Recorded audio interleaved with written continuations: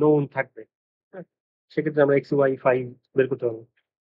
y একইভাবে হবে d sin theta 1 plus L3 sin theta 1 plus theta 3 এবং phi সমান হবে থিটা 1 প্লাস থিটা 3। তাহলে আমাদের এখানে যেগুলো d থিটা 1 থিটা 3 এই তিনটা যদি আমাদের জানা থাকে আমরা এখান থেকে xc y ফাই বের করতে পারবো। তো এই যে বাম পাশে যেটা আছে সেটা এইটাকে বলা হয় আসলে জয়েন্ট ডিসপ্লেসমেন্ট। জয়েন্ট ডিসপ্লেসমেন্ট বলা হচ্ছে। তার কারণ হচ্ছে যদি একটু চিন্তা করে দেখো তাহলে ডি জিনিসটা কি? ডি জিনিসটা হচ্ছে যে একটা মানে জয়েন্ট তো লিঙ্ক 1 আর লিঙ্ক 2 এর মধ্যে যে জয়েন্ট আছে, জয়েন্টটা কতটুকু ডিসপ্লেস হচ্ছে। সেটা লিনিয়ারলি হতে পারে, অ্যাঙ্গুলারলিও হতে পারে। একইভাবে থিটা 1 জিনিসটা কি? লিঙ্ক 0 আর লিঙ্ক 1 কতটুকু অ্যাঙ্গুলারলি ডিসপ্লেস হচ্ছে একটার সাপেক্ষে আরেকটা। তো এইটাকে আমরা বলতেছি জয়েন্ট ডিসপ্লেসমেন্ট। আর যেটা ডান পাশের আছে এইটাকে আমরা বলতেছি ইন্ডিফেক্টরস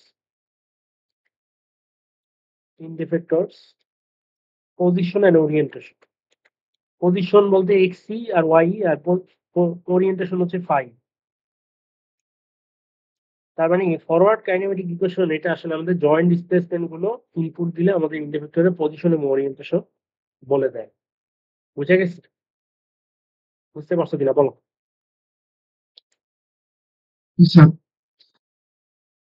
ওকে, তাহলে এটা ছিল আমাদের ফরওয়ার্ড কাইনেমেটিক ইকুয়েশন। আচ্ছা, এখানে এগুলো আসলে দেখো যে এগুলো কিন্তু একটা ভেক্টরের মাধ্যমে লেখা যাচ্ছে। ভেক্টর তো তোমরা চিনো, ঠিক? যে ম্যাট্রিক্স, কলাম ম্যাট্রিক্স যদি থাকে, যে এরকম একটা ম্যাট্রিক্স থাকে, এই কলাম ম্যাট্রিক্স অনেক সময় ভেক্টর বলা হয়। এটা হচ্ছে যে ভেক্টর যদি তুমি আর ভেক্টরের কথা চিন্তা করো, আর ভেক্টর কি? X i cap, y j cap, z k cap, এরকম তো। তাহলে এটাকে তুমি যদি এভাবে দেখো এক্স ওয়াই জেড, ঠিক না? তাহলে এটাকে একটা আর ভেক্টর হিসেবে লিখতে পারতেছো, কারণ এটা হচ্ছে আর এর এক্স কম্পোনেন্ট, এটা হচ্ছে আর এর ওয়াই কম্পোনেন্ট, এটা হচ্ছে আর এর জেড কম্পোনেন্ট। মানে কম্পোনেন্ট গুলোকে একটা নিচে একটা ভাবে যদি লেখো তাহলে তো একটা ভেক্টরকে এইভাবে একটাই কলামেই লিখতে হবে, কেন? একটা ভেক্টরে তো কম্পোনেন্ট এভাবেই হয়, ঠিক? ওকে, তাহলে এটাকে জয়েন্ট ডিসপ্লেসমেন্ট ভেক্টর এবং ওইটাকে ইন্ডিফেক্টর পজিশন এবং ওরিয়েন্টেশন ভেক্টর বলা যায়। ঠিক আছে? আচ্ছা, এখন যদি আমরা উল্টাটা করতে চাই, যে সে তুমি জানা আছে তোমার যে এই পজিশনে আমাকে রোবটটাকে নিতে হবে, তাহলে এই জন্য আমার কোন অ্যাঙ্গেলে রাখতে হবে? অর্থাৎ সে আগের রোবটটার কথা যদি চিন্তা করো, আমার ৩টা থিটা ছিল, তাহলে আমি এই পজিশনে রাখতে চাই। সে আমি পজিশনটা জানা আছে যে আমি এই পজিশনে রাখতে চাই, কিন্তু এই জন্য আমাকে থিটা 1 এর মান কত করতে হবে, থিটা 2 এর মান কত করতে হবে, থিটা 3 এর মান কত করতে হবে। তাহলে এইটা কিভাবে আমি বের করব? তো সেটাও আমরা বের করতে পারবো। তাহলে সেই ক্ষেত্রে আমাদের থিটা 1 এই জিনিসটা আসলে উল্টাভাবে আসবে। অর্থাৎ থিটা 1 টা is a function of f1 যদি আমি বলি xcy ফাই, এইভাবে একটা ফাংশন আমাদের বের করতে হবে। তাহলে সেক্ষেত্রে থিটা 2 একইভাবে একটা আলাদা ফাংশন xcy ফাই এর একটা ফাংশন বের হবে, এবং থিটা 3 ও আলাদাভাবে xcy ফাই এর একটা ফাংশন হবে। আগের ক্ষেত্রে যেমন ছিল যে আমাদের xe টা function of theta 1 theta 2 theta 3 ছিল, আমরা দেখছি একটু আগে ফরওয়ার্ড ডাইনামিক ইকুয়েশনে। y টাও আলাদা একটা ফাংশন অফ থিটা 1 থিটা 2 এবং জেডি টাও আমাদের আলাদা একটা ফাংশন। এগুলো প্রাইম ফাংশন দিয়ে লিখতে পারো। থিটা 1 থিটা 2 থিটা 2 থিটা 3 ছিল। তাহলে এই যে সেটটাকে আমরা বলছিলাম ফরওয়ার্ড কাইনেমেটিক ইকুয়েশনস, ঠিক না? xc কে এখানে আমরা থিটা 1 থিটা 2 থিটা 3 ইনপুট দিলে আমরা xy ফাই, xy ফাই, জেডি তো না ফাই, এটা পাচ্ছিলাম। তো এখন যদি উল্টাটা হয়, যে আমি যদি আমার জানা আছে এক্স ওয়াই ফাই, কিন্তু আমি চাই হচ্ছে থিটা 1 থিটা 2 থিটা 3, এটা আমি চাই, তাহলে সেই ক্ষেত্রে এই যে ইকুয়েশন গুলো আছে এগুলোকে, এই ধরনের ইকুয়েশন আমরা বের করে দেখবো। এই ধরনের ইকুয়েশন গুলোকে বলা হয় ইনভার্স কাইনেমেটিক ইকুয়েশন।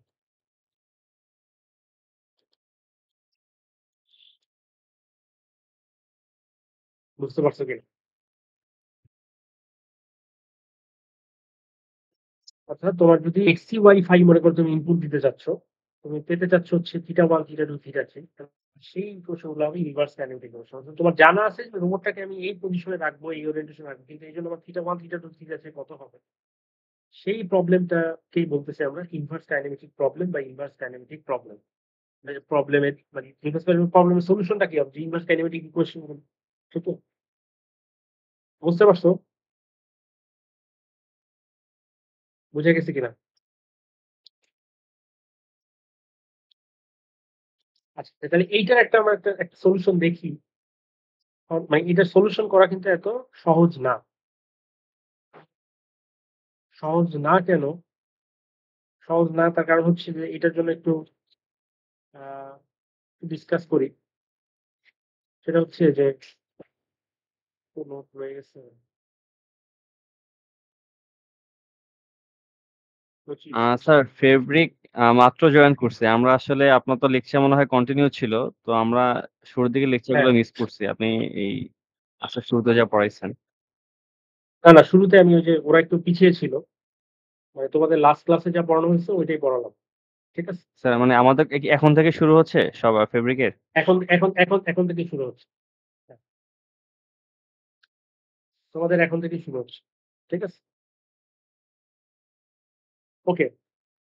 তাহলে এই ইকুয়েশন গুলো সলভ করা কেন ডিফিকাল্ট ইনভার্স কাইনেমেটিক তার কারণ হচ্ছে আমি একটু বলি। ইনভার্স কাইনেমেটিক ইকুয়েশন তো সবাই বুঝতে পারছে। ইনভার্স কাইনেমেটিক আমি যারা ফেব্রিকে ছিল গত ক্লাসেও এটা নিয়ে আলোচনা করছি। তো ইনভার্স কাইনেমেটিক ইকুয়েশন বলতে যে আমাদের উল্টাটা যদি থাকে যে আমি আমার ইন্ডিফেক্টরের পজিশন ওরিয়েন্টেশন আমার জানা আছে। মানে আমি জানি বলতে আমি এই পজিশনে তাকে রাখবো। ওকে, সেটা তো আমার জানা আছেই। তো এটা যদি জানা থাকে তাহলে আমি এখন বের করতে চাচ্ছি এইজন্য আমাকে আমার θ1, θ2, θ3 কত রাখতে হবে সেটা আমি বের করতে চাচ্ছি। তার মানে এটা আমার unknown, ঠিক না? মানে এটা আমার known, এটা আমার unknown। ওকে। এই ধরনের ইকুয়েশনকে আমরা বলতেছি বা এই ধরনের প্রবলেমকে আমরা বলতেছি ইনভার্স কাইনেমেটিক প্রবলেম। ঠিক আছে? তো এটা সলিউশন একটা ইকুয়েশন বের করলেই তো আমার সলিউশন হয়ে যাচ্ছে, ঠিক? ৩ টা ইকুয়েশন বের করলে আমার সলিউশন হয়ে যাচ্ছে। ওকে, তাহলে এইটা কেন সলিউশন করা ডিফিকাল্ট? তার কারণ হচ্ছে যে আসলে ইকুয়েশন মানে এগুলো তো সেট অফ ইকুয়েশন। মানে একটা ইকুয়েশন তো না, ৩ টা ইকুয়েশন একই সাথে আমাদের সলিউশন বের করতে হচ্ছে। এগুলোর সলিউশন করা কেন ডিফিকাল্ট? ডিফিকাল্ট হচ্ছে মানে আমরা তো সাধারণত এরকম ইকুয়েশন দেখে আসছো তোমরা। 2x +cy + 4z = 7, 5x + 10y + 8z = 9, তারপর মনে করো 2x + 10y + 5z = 6 এরকম। তো এই ধরনের ইকুয়েশনকে বলা হয় হচ্ছে এটা একটা সেট অফ ইকুয়েশন কিন্তু এদেরকে বলা হয় linear equation. Linear algebraic linear algebraic equations মানে সেট অফ ইকুয়েশন। এইরকম সেট অফ লিনিয়ার অ্যালজেব্রিক ইকুয়েশনকে সলভ করা সহজ। তোমরা বিভিন্ন পদ্ধতি পড়ে আসছো, ঠিক না? যেমন আ গসিয়ান এলিমিনেশন পড়ছো তোমরা, গস জর্ডান এলিমিনেশন পড়ছো। কি করতে হবে যে তোমরা মনে আছে কিনা তোমাদের? যে ১ম টার নিচে সবগুলোকে 0 বানাতা। তারপর পরের যে পিভট এলিমেন্ট আছে এটার পরে নিচে 0 বানাতা। তারপর এভাবে করে তুমি ব্যাক সাবস্টিটিউশন করে বের করতা। এগুলো তোমরা করছো। তো এদের করা অনেক সহজ ছিল সলিউশন বের করা। তার কারণ হচ্ছে এগুলোর মানে পাওয়ার ছিল x এর উপর দেখো বা y এর উপর দেখো, z এর উপর দেখো এদের পাওয়ার ছিল 1। এইজন্য এদেরকে বলা হচ্ছিল লিনিয়ার ইকুয়েশন। কিন্তু আমাদের বর্তমান যে প্রবলেমটা আছে এটা কিন্তু নন লিনিয়ার ইকুয়েশন।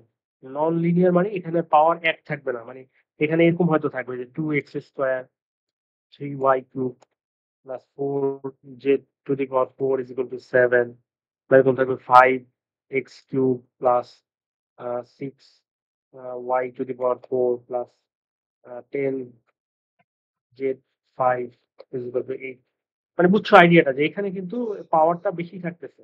মানে এক্স বা ওয়াই বা জেড এর উপর পাওয়ার কিন্তু মানে 1 থাকতেছে না বা এক্স ওয়াই যদি গুণ আকারেও থাকে সেই ক্ষেত্রে তো আসলে পাওয়ার 2 হচ্ছে, ঠিক? বা এরকম যদি থাকে 6x² তাও তো পাওয়ার 3 হচ্ছে। বা এরকম থাকতেছে 10x³ জেড এরকম থাকতে পারে বা ওয়াই এখানে পাওয়ার এরকম হতে পারে। ঠিক আছে? তাহলে এই ধরনের ইকুয়েশনকে আমরা বলতেছি নন লিনিয়ার ইকুয়েশন এবং এটা হচ্ছে একটা set of non linear equation. এবং নন লিনিয়ার ইকুয়েশনের আসলে সলিউশন করা, এনালাইটিক্যাল সলিউশন করা আসলে কিছু, কিছু ক্ষেত্রে করা যায় এবং অধিকাংশ ক্ষেত্রে আসলে করা যায় না। মানে সলিউশন আবার ২ ধরনের হয়। যেকোনো ম্যাথমেটিক্যাল প্রবলেমের বা এই ধরনের ইকুয়েশনের সলিউশন আসলে ২ টাইপের হয়। একটাকে বলি আমরা এনালাইটিক্যাল, আরেকটা হচ্ছে নিউমেরিক্যাল। তো এতদিন পর্যন্ত তোমরা এই যে ইন্টারমিডিয়েটে বা এইচএস, এসএসসি লেভেলে যেগুলো পড়ে আসছো সব ছিল এনালাইটিক্যাল সলিউশন। ঠিক আছে? এবং এনালাইটিক্যাল সলিউশন মানে এগুলো একদম এক্সাক্ট সলিউশন পাওয়া যায়। মানে একটা ইকুয়েশন তোমাকে দিয়ে দেয়।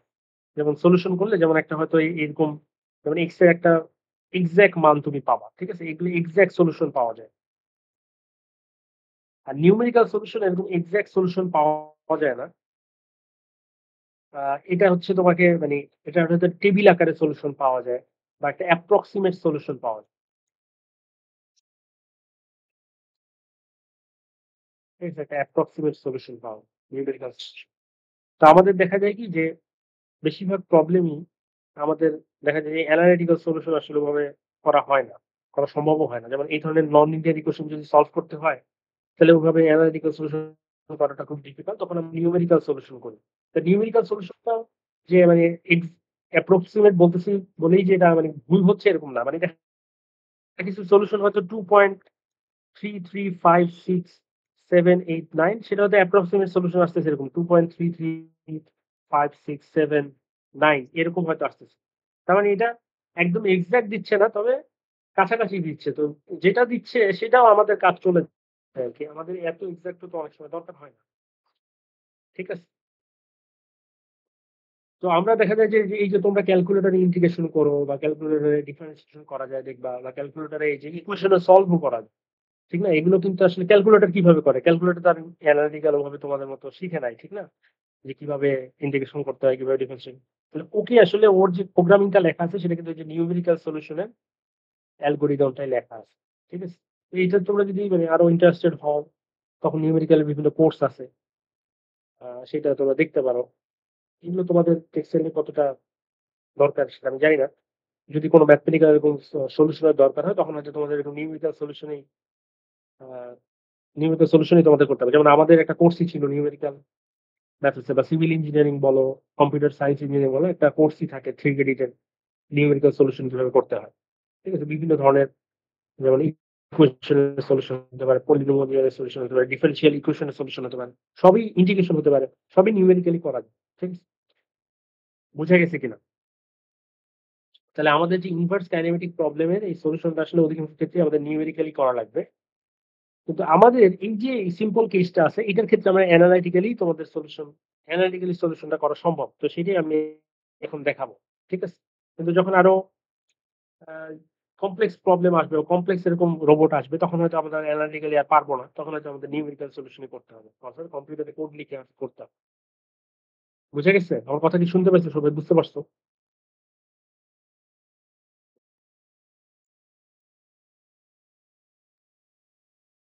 কথা কি শুনতে পাইছো সবাই? Yes, sir. Nice. ওকে। তাহলে এখন আসো আমরা এই প্রবলেমটার যদি আ ইনভার্স কাইনেমেটিক প্রবলেমটা যদি আমরা এই রোবটটার ক্ষেত্রে ইনভার্স কাইনেমেটিক প্রবলেম যদি আমরা সলিউশন করতে চাই কিভাবে করা যায়? তাহলে এই জিনিসটাকে আমি একটা কপি করে নেই।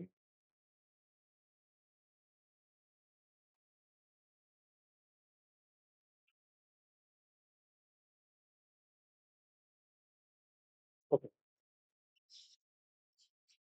আচ্ছা, এখন দেখো তাহলে আমাদের ৩ টা জিনিস এখানে থাকতেছে x, y এবং আরেকটা হচ্ছে যে phi। ঠিক আছে? ওকে। আচ্ছা, এই ক্ষেত্রে আমরা একটা কাজ করতে পারি সেটা হচ্ছে যে আমরা এই পয়েন্টটাকে এইখানে যে পয়েন্টটা আছে এই যে এই পয়েন্টটা এই পয়েন্টের একটা কোঅর্ডিনেট আমরা দিতে পারি। এটাকে আমরা বলতেছি xw, yw। এই পয়েন্টটার নাম দিলাম আমরা xw, yw। বুঝা গেছে? এই যে এটাকে আমরা বলতেছি xw, yw।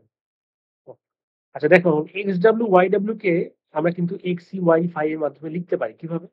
আমরা যদি এভাবে লিখি যে xw is equal to xe minus m3 cos phi e। এভাবে লেখা যায় কিনা দেখো তো?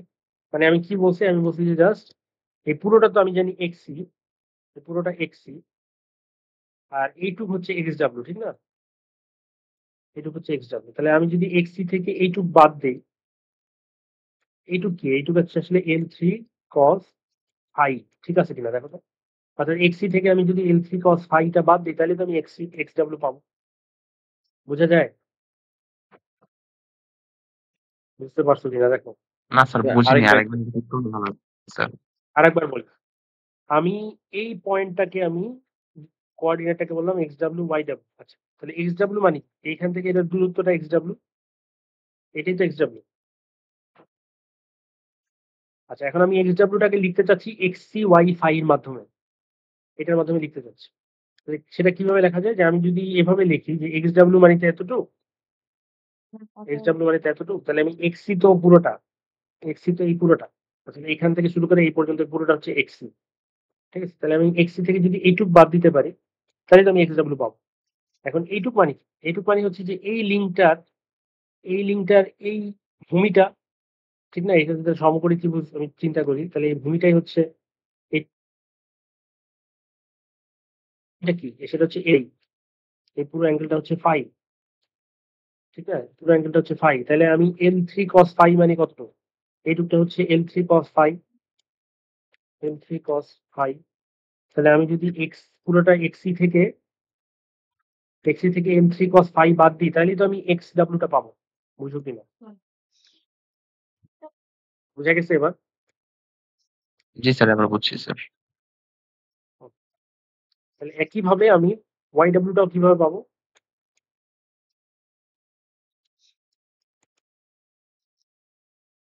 দেখো এভাবে লেখা যায় কি? মানে আমাদের প্রবলেমটাই তো ছিল এরকম যে আমরা এখন ইনভার্স কাইনেমেটিক প্রবলেমের সলিউশন বের করবো। তার মানে আমাদের জানা আছে কি? মানে এটা আমার জানা। xy ফাই আমার জানা। আমাকে বের করতে হবে θ1, মানে একটা নির্দিষ্ট xy ফাই তে যদি রাখতে চাও, মানে তোমার জানা আছে, তাহলে সেক্ষেত্রে কত θ1, কত θ2, কত θ3 তে রাখতে হবে সেটা আমরা বের করতে যাচ্ছি। তার মানে আমাদের xy ফাই নোন। তাহলে নোন যদি থাকে xy ফাই, তাহলে এগুলো তুমি যদি বসিয়ে দাও, তাহলে সেক্ষেত্রে xw yw এই জিনিসটাও তোমার নোন। xy ফাই জানা থাকলে xw yw ও তোমার জানা থাকবে। আচ্ছা, এখন তাহলে আমরা এইটুকের ক্ষেত্রে এইটুক অংশে আমরা একটু মনোযোগ দিই, অর্থাৎ আমাদের xw yw এই পর্যন্ত আমরা মনোযোগ দিব।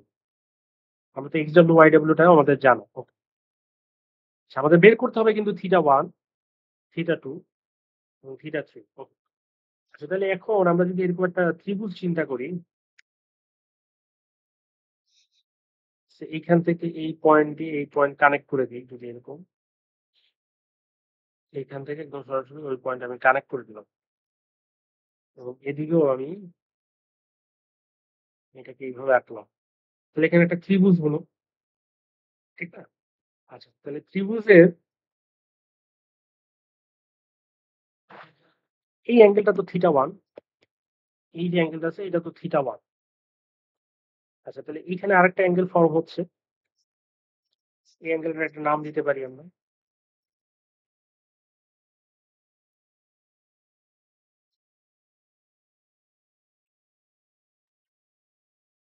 এটা হচ্ছে θ1। স্যার পুরোটাকে কি স্যার θ1 প্লাস θ2 লেখা যায় না? না, θ1 θ2 তো এই অ্যাঙ্গেলটা, θ2 হচ্ছে তোমার এইটার সাথে এইটা, মানে লিঙ্ক 1 এর সাথে লিঙ্ক 2 যে কোণটা উৎপন্ন করে সেটা θ2। বুঝা গেছে? মানে এই পুরোটা হচ্ছে এইটা। এখন এই পুরো অ্যাঙ্গেল আর এই ত্রিভুজটা এক না, এটা তো আলাদা। আমি তো এইটা চিন্তা করছি। এবং এইটার একটা বিষয় হচ্ছে যে তুমি দেখো, তোমার যদি xw yw জানা থাকে, তাহলে এই xw মানে কি? xw হচ্ছে এতটুক আর yw হচ্ছে এতটুক। তাহলে এই যে সমকোণী ত্রিভুজের অতিভুজটাও তোমার জানা। এটাকে যদি তুমি এল ধরো, মানে এই পুরো এই লাল রঙের যে লাইনটা আমি টানছি, এই দুইটা পয়েন্ট যোগ করে, এই পয়েন্ট এবং এই পয়েন্ট, এই দুইটা পয়েন্ট যোগ করে যে আমি লাল রঙের লাইনটা টানছি, এই লাইনটাকে আমি যদি এল বলি, তাহলে এল হচ্ছে √xw square plus yw square. কেন? এটা একটা সমকোণী ত্রিভুজ। বোঝা যাচ্ছে? এবং এই কোণটাও তুমি বের করতে পারবা। কিভাবে? এই কোণটাও তুমি বের করতে পারবা। এটা একটা সমকোণী ত্রিভুজ হলে বা যে কোনো ত্রিভুজ হলে, সমকোণী ত্রিভুজ হলেই tan inverse yw divided by xw। তার মানে এটাকে আমি একটা নাম দিই, এটাকে একটা নাম দিলাম, এটা আলফা। অন্য কালার দিয়ে আঁকি তাহলে তোমাদের বুঝতে সুবিধা হবে। কালার দিয়ে লিখলাম, এইটাকে যদি আমি আলফা বলি, তাহলে আলফা ইজ ইকুয়াল টু কি হবে বলো? tan inverse yw by xw। tan inverse yw by xw। তার মানে আমরা যদি এল এই পুরো দৈর্ঘ্যটাকে যদি বলি এল, তাহলে এল হচ্ছে √xw square plus yw square. যেহেতু xw yw আমার জানা, তাহলে এলও আমার জানা। একইভাবে আলফাটাও আমার জানা। আলফাটা হচ্ছে tan inverse YW divided by HW। তার মানে এই ত্রিভুজটার এই বাহুর দৈর্ঘ্য আমার জানা, যেটাকে আমি বলছি L, অর্থাৎ এখান থেকে এই পর্যন্ত যে দূরত্বটা এটা আমার জানা, ঠিক আছে? এবং এটা কোনটাও আমার জানা। ওকে, তাহলে এখন বলো যে আমি এখন θ1, θ2, θ3 এগুলো কোনোটা বের করতে পারি কিনা। তাহলে এখন আমি যদি এই ত্রিভুজটার দিকে একটু মনোযোগ দেই, এইটা, এইটা এবং এইটা, এই যে একটা ত্রিভুজ ফর্ম হচ্ছে, দেখো এই যে ত্রিভুজটা ফর্ম হচ্ছে, এই ত্রিভুজের এই বাহুর দৈর্ঘ্যটা তোমার জানা, সেটা হচ্ছে L। তিনটা বাহুর দৈর্ঘ্যই তোমার জানা, তার কারণ হচ্ছে এইটা হচ্ছে L, এই বাহুটা হচ্ছে L, এই বাহুটা হচ্ছে L1, আর এই বাহুটা হচ্ছে L2। ঠিক আছে? তাহলে একটা ত্রিভুজে যদি তিনটা বাহুর দৈর্ঘ্য জানা থাকে, তোমরা কোসাইন সূত্র পড়ছো যে সে এরকম একটা যদি ত্রিভুজ হয়, যে সে এটার দৈর্ঘ্য A যদি হয়, মানে আমি যদি এটাকে A বলি, এটাকে যদি B বলি, এটাকে যদি C বলি, তার মানে এটাকে আমি বলতে হবে A বাহু, এটা B, এটা C বাহু। তাহলে তোমরা কোসাইন সূত্র পড়ছো যে আহ, কিভাবে হয়, cos C is equal to কি হবে, কি জানি ছিল সূত্রটা, কোসাইন সূত্রটা কি ছিল, C square is equal to A square plus B square minus 2AB cos C, এরকম না? ঠিক আছে, সেখান থেকে আমি একটা cos C সমান কি লেখা যায়, A square plus B square minus C square divide by 2AB। বুঝতে পারছো? অর্থাৎ দেখো একটা ত্রিভুজের যদি তিনটা বাহুর দৈর্ঘ্য জানা থাকে, তাহলে যে কোনো কোণ বের করা যায়। একটা ত্রিভুজের তিনটা বাহুর দৈর্ঘ্য যদি জানা থাকে, তাহলে যে কোনো কোণ তুমি বের করতে পারবে। যে দুইটার মধ্যবর্তী কোণ বের করতে চাচ্ছ, সেই দুইটাকে তুমি সামনে দিবা, সেই দুইটার গুণফলকে নিচে দিবা, আর যেইটা আরেকটা বাহু আছে সেটাকে তুমি এই পাশে দিবা। বুঝে গেছে?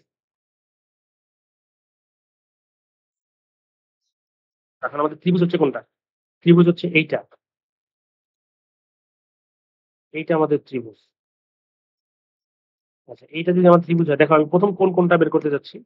আচ্ছা, আমি যদি এইটা বের করতে পারি, তাহলে দেখো আমার আলফা জানা আছে, আর এইটা যদি বের করতে পারি, আলফা থেকে এইটা বাদ দিলেই আমার θ1 বের হয়ে যাবে। বুঝো? আচ্ছা, তাহলে এই যে এই কোণটা যেটা আমি বললাম, এইটার একটা নাম দিতে পারি, আমি এটাকে, আমি এইটুককে আমি বিটা বলতে পারি, না বললেও সমস্যা নেই কিছু, আমি এটাকে বিটা বলি তোমাদের বোঝার সুবিধার জন্য। এইটুককে আমি বললাম বিটা, এই যে এই কোণটা, এটাকে বললাম বিটা।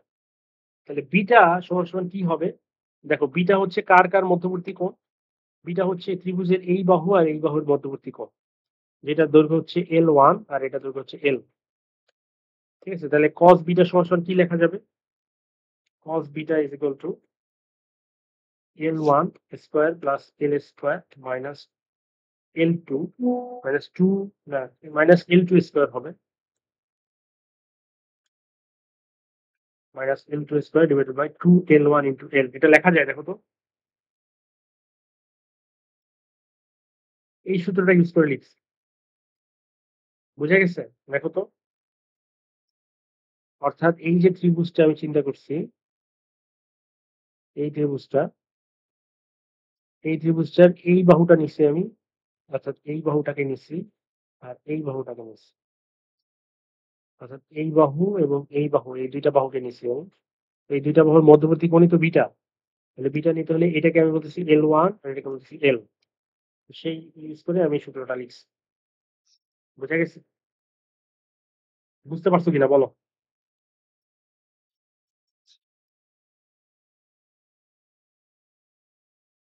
বুঝা গেছে?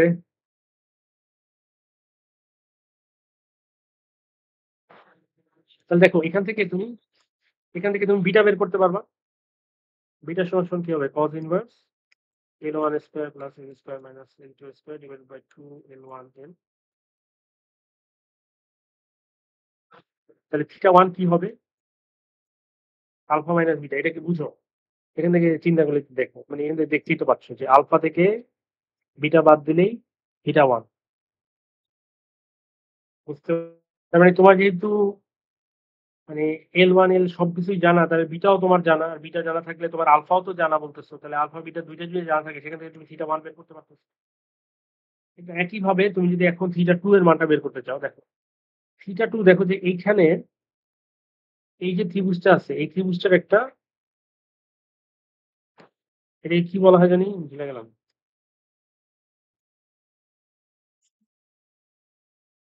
এই যে এই কোণটা, এটা কি বহিস্থ কোণ বলে? এটাকে বর্ধিত কোণ বলে স্যার, বহিস্থ বর্ধিত কোণ। হ্যাঁ, বর্ধিত কোণ। তাহলে এই যে এই থিটা 2 মানে কি হবে বলো তো? এটাকে এইভাবে বলা যায় যে এই পুরোটা থেকে মানে এই কোণটা যদি আমরা বের করতে পারি, আমরা তো বলছি যে এই ত্রিভুজের যে কোনো কোণ আমরা বের করতে পারবো। তাহলে যে কোনো কোণ বের করতে পারলে এইটাকে আমরা বের করতে পারবো। এইটা থেকে মানে 180 থেকে এটা বাদ দিলে কি হবে? থিটা 2 পাওয়া যাবে। তার মানে এই কোণটা আসলে 180 ডিগ্রি মাইনাস পাই মাইনাস থিটা 2। বুঝো কিনা দেখো। অর্থাৎ ত্রিভুজের যে এই কোণটা আসতেছে, অর্থাৎ এই যে কোণটা ত্রিভুজের, এই কোণটা হচ্ছে পাই মাইনাস থিটা 2। বুঝা যায়? বুঝছো কিনা দেখো। তার মানে পাই মাইনাস থিটা 2 আসলে কোন বাহুর মধ্যে? L1 আর L2 বাহুর মধ্যে। তাহলে এটা লিখে ফেলতে পারি আমরা। তাহলে পাই মাইনাস থিটা 2 কি হবে? cos pi minus theta 2 L1 আর L2 এর মধ্যে L1 square plus L2 square minus L square divided by 2 L1 L2। তাহলে এখান থেকে তুমি পাই মাইনাস থিটা 2 বের করতে পারবা এবং পাই মাইনাস মানে থিটা 2 বের করতে পারবা। বুঝা গেছে? তাহলে একবারে তুমি লিখে ফেলতে পারো যে থিটা 2 সমান কি হবে?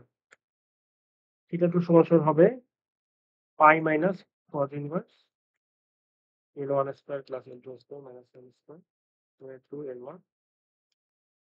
বুঝতে পারছো কিনা বলো?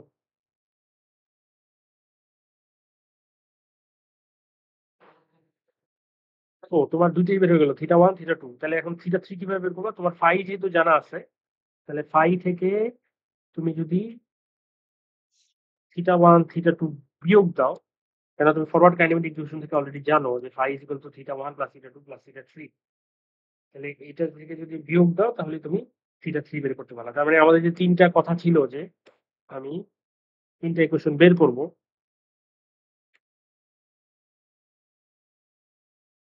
তার মানে দেখো আমার জাস্ট এক্স ওয়াই ফাই জানা থাকলে আমি বের করতে পারতেছি কিনা থিটা 1 থিটা 2 থিটা 3। তাহলে এই যে সলিউশনটা করলাম এটাই হচ্ছে ইনভার্স কাইনেমেটিক প্রবলেমের সলিউশন। বুঝে গেছে? তার মানে এই ইকুয়েশন তিনটাকে আমরা বলছি ইনভার্স কাইনেমেটিক ইকুয়েশন।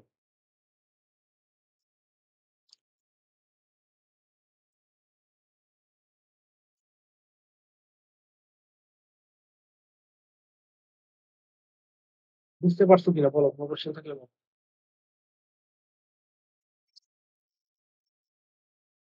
স্যার এটা কি স্যার সলিউশনের ওয়েটা কি স্যার ফিগার বেসিসে চেঞ্জ হবে নাকি স্যার এভাবে ফিক্সড ভাবে সব ফিগার এটাই অ্যাপ্লাই করব সলিউশন করার এই ক্ষেত্রে? প্রবলেমের জন্য এটা সলিউশন। এরকম যদি একটা আচ্ছা আচ্ছা প্ল্যানার রোবট থাকে 3 degree of freedom, 3 degree of freedom মানে হচ্ছে ডিগ্রি অফ ফ্রিডম বলতে কি বোঝায়? আমি ক্লাসে বলছি, এখানে আবার বলি যে ফ্রিডম মানে হচ্ছে দেখো তুমি লিঙ্ক 1 কে যে কোনো পজিশনে রাখতে পারো, অর্থাৎ যে কোনো থিটা 1 তুমি দেখতে পারো, তোমার ফ্রিডম আছে। ওকে, একটা ফ্রিডম পাইলা। আবার লিঙ্ক 1 কে যে কোনো পজিশনে রেখে মানে যে কোনো থিটা 1 এ রেখে লিঙ্ক 2 কেও তুমি যে কোনো থিটা 2 তে রাখতে পারো। তোমার আরেকটা ফ্রিডম আছে তাহলে। থিটা 1 কেও তুমি যে কোনো জায়গায় রাখতে পারো, থিটা 2 এর মানও যে কোনো কিছু করতে পারো। আবার দেখো এই দুইটাকেও তুমি যে কোনো কিছুতে রেখে লিঙ্ক 3 কেও যে কোনো পজিশনে রাখতে পারো। থিটা 3 এর মানও তুমি যে কোনো কিছু করতে পারো। ঠিক না? তার মানে তোমার 3 টা ফ্রিডম আছে এখানে, থিটা 1 থিটা 2 থিটা 3। তাহলে এরকম যদি একটা 3 ডিগ্রি অফ ফ্রিডম রোবট থাকে, planar robot with 3 regular joint, তাহলে সেটার জন্য এরকম ইনভার্স কাইনেমেটিক প্রবলেমের সলিউশন এটাই। এখন 4 ডিগ্রি অফ ফ্রিডম রোবট থাকলে আলাদা সলিউশন হবে। বা যদি অন্যরকম মানে যে ৩ টা যদি রেগুলার জয়েন্ট না থাকে, প্রিজমেটিক জয়েন্ট থাকে, তাহলে আলাদা ধরনের সলিউশন হবে। বুঝা গেছে? মানে তোমাদের একটা এক্সাম্পল দিয়ে এখানে বোঝানো হলো যে একটা ইনভার্স কাইনেমেটিক প্রবলেম বলতে আমরা কি বুঝাচ্ছি বা এই ধরনের প্রবলেমের সলিউশনটা কি হয়। বুঝা গেছে? জি স্যার। ওকে। আচ্ছা, এখন কথা হলো যে এই সলিউশন কি একটাই সম্ভব এই প্রবলেমের?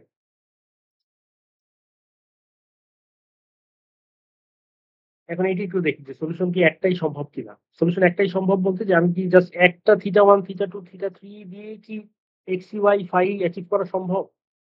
আমি যদি রোবটটাকে অন্য কোনোভাবে রেখেও যদি same x, y, phi achieve করতে পারি তাহলে সেটাও একটা সলিউশন হবে। কেন আমার তো বলে দিছে এই এক্স, ওয়াই, ফাই তে তোমাদের রোবটটা রাখতে হবে। এখন তুমি যেভাবে পারো। তুমি থিটা 1, থিটা 2, থিটা 3 এর মান তুমি একভাবে রাখো, এক সেট যদি একাধিক সেট ভাবে রেখে পারো তাহলেও সমস্যা নাই। এখন দেখি একাধিক সেট হয় কিনা। দেখো এটা কি রোবটটা কিন্তু এইভাবেও আমরা রাখতে পারতাম। আমরা যদি এই লিঙ্ক 1 টাকে এইভাবে না রেখে এবং লিঙ্ক 2 টাকে এইভাবে না রেখে আমি যদি জাস্ট এইভাবে রাখতাম, লিঙ্ক 1 টাকে এইভাবে এবং লিঙ্ক 2 টাকে এইভাবে যদি রাখতাম, অর্থাৎ এটা আমার নতুন মানে নতুন লিঙ্ক 1 হতো। লিঙ্ক 1 এর নতুন পজিশনটা এদিকে হতো, এটাকে আমি বলতাম থিটা 1 প্রাইম। আর লিঙ্ক 2 এর নতুন পজিশনটা এদিকে হতো, এটাকে আমি বলতাম থিটা 2 প্রাইম। তাহলে সেইটা দিয়েও কিন্তু আমি দেখো একই এক্স, ওয়াই, ফাই অ্যাচিভ করতে পারি কিনা। আমার কথা কি বুঝছো কিনা? অর্থাৎ আমি যদি রোবটটা যদি এইভাবে থাকতো তাও কিন্তু ওই এক্স, ওয়াই এবং ফাই অ্যাচিভ করা সম্ভব। এটাকে কিন্তু মুভ করা যাবে না লিঙ্ক 3 টা। এটাকে যদি একটু মুভ করো এক্স, ওয়াই, ফাই চেঞ্জ হতে পারে, এক্স, ওয়াই চেঞ্জ হতে পারে, আবার এটাকে এদিক না রাখলে ফাইটাও থাকবে না। বুঝা গেছে? তার মানে এটাকে এই এক্স, ওয়াই, ফাইতে রাখতে হলে এটাকে ধরাই যাবে না। যেটা করতে পারো তুমি লিঙ্ক 1, লিঙ্ক 2 চেঞ্জ করতে পারো। লিঙ্ক 1, লিঙ্ক 2 এর অ্যাঙ্গেল গুলো চেঞ্জ করতে পারো। তো সেটা আরেকটা অ্যাঙ্গেল রেখে তুমি কিন্তু এই আরেকটা অ্যাঙ্গেল এরকম রাখা সম্ভব। বুঝা গেছে কিনা দেখো। বুঝতে পারছো? তার মানে আরেকটা অ্যাঙ্গেল যদি সেটা হ্যাঁ বুঝতে পারছো? আরেকবার একটু স্যার বলতে হবে। আর আরেকবার বলি, এখান থেকে এখানে আসলে ফিগারটা আমার আবার আঁকতে হবে না, এখান থেকে দেখে। ওকে, যেটা বুঝাতে চেষ্টা করছি যে দেখো এই যে এই রোবটটাকে এইভাবে রেখেও আসলে কি করা যাচ্ছে, আমরা কিন্তু ওই এক্স, ওয়াই, ফাই অ্যাচিভ করতে পারতেছি। অর্থাৎ রোবটটাকে তুমি যদি এইভাবে না রেখে এইভাবে রাখো, অর্থাৎ এইভাবে রাখো তাতেও কিন্তু তুমি same x, y, phi achieve করতে পারতেছো। বুঝতে পারছো? অর্থাৎ তুমি যদি এইভাবে রাখো তাতেও অ্যাচিভ করতে পারতেছো না। তার মানে তো সলিউশনটা এক সেট হচ্ছে না, মানে দুই ভাবে মানে দুইটা সলিউশন আসতেছে, একাধিক সলিউশন আসতেছে। বুঝা গেছে কি? বুঝা গেছে? তাহলে সেইটার সলিউশনটা কি হবে সেটাও এভাবে লিখে ফেলা যায়। সে আমাদের এইটার মতো যদি ছবি আঁকি আমি, যেমন সে আমি আঁকছিলাম কিরকম, আমি যদি জাস্ট লাইন দিয়ে যদি আঁকি, যেমন একটা আঁকছিলাম কালো দিয়ে সেটাকে বোঝায় যে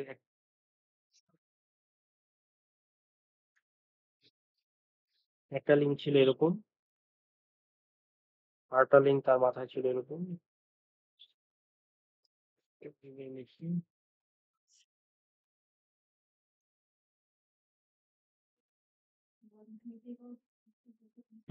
বোঝাচ্ছিলাম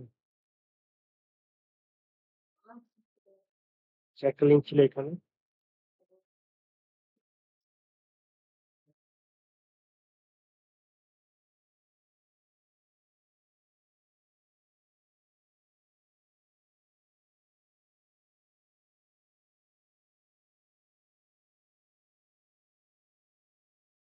যেটা মানে মেমোরি পাচ্ছে না,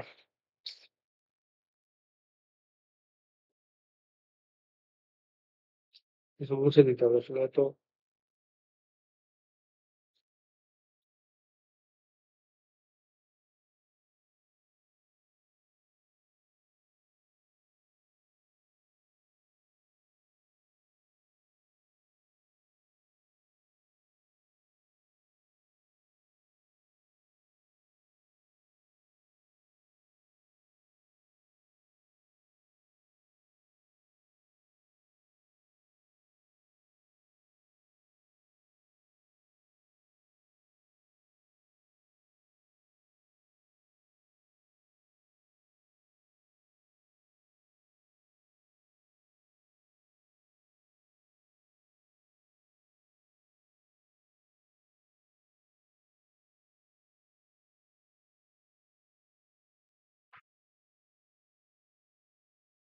দেখো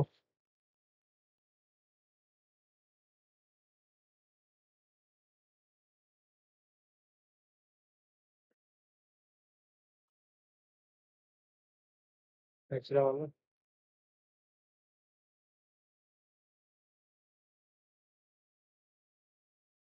ওকে, আমি আবার আঁকি, ওটা সেভ হয়। ওকে।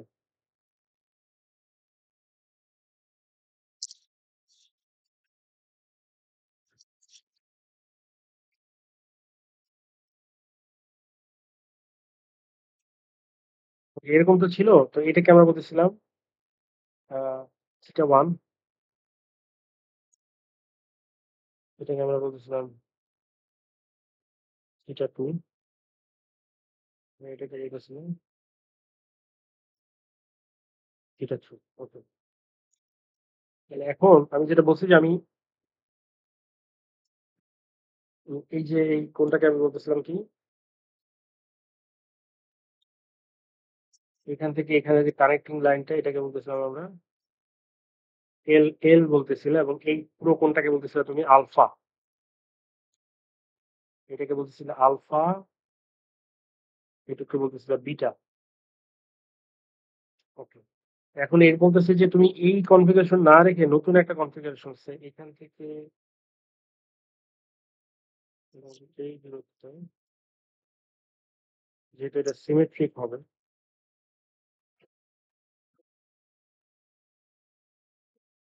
তুমি এই কনফিগারেশনও রাখতে পারো। অর্থাৎ সেক্ষেত্রে কনফিগারেশন হচ্ছে এটা, মানে রোবটটা এইভাবে রাখলাম। আমার স্ক্রিন কি দেখা যাচ্ছে? কথা কি শুনতে পাচ্ছ?